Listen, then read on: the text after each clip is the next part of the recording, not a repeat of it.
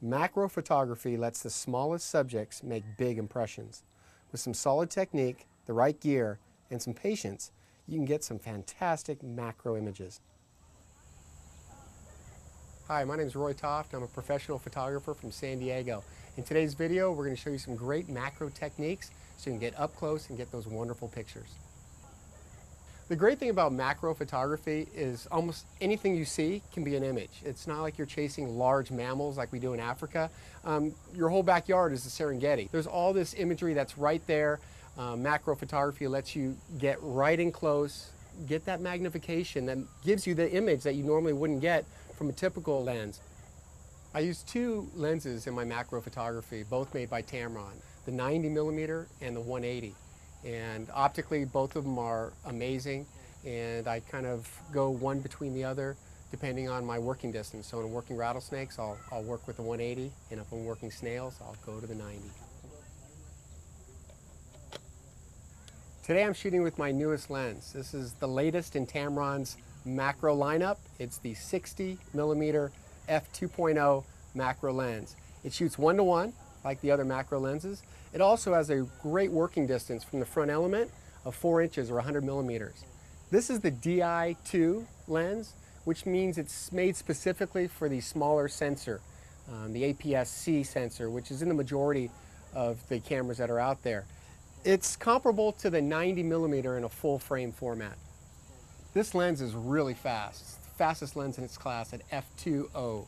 And what that does for me, it allows me to have a really shallow depth of field. Backgrounds go soft, and for macro photography, backgrounds are huge.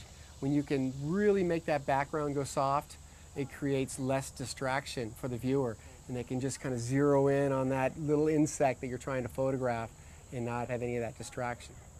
Also, in available light, shooting handheld, I can get faster shutter speeds. For this shot of the butterfly, one of the interesting aspects of a butterfly to me is the proboscis. It's this curled up kind of adapted tongue that they have for sipping the nectar. So I wanted to get in real tight.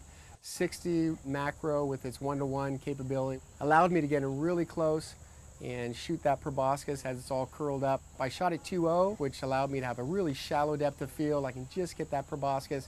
Everything else behind goes soft. And of course, I'm shooting handheld, so it was nice to have that extra shutter speed shooting at f2.0. Another interesting thing with macro is with the focusing. If you're shooting a handheld, just when you feel like it's sharp, it's going to be out of focus in a second. One of the new things on this new 60 Tamron, while it's in the autofocus mode, you can override that manually and do your tweaking, which macro photography, you really always are constantly changing your focal point because there's just no depth of field.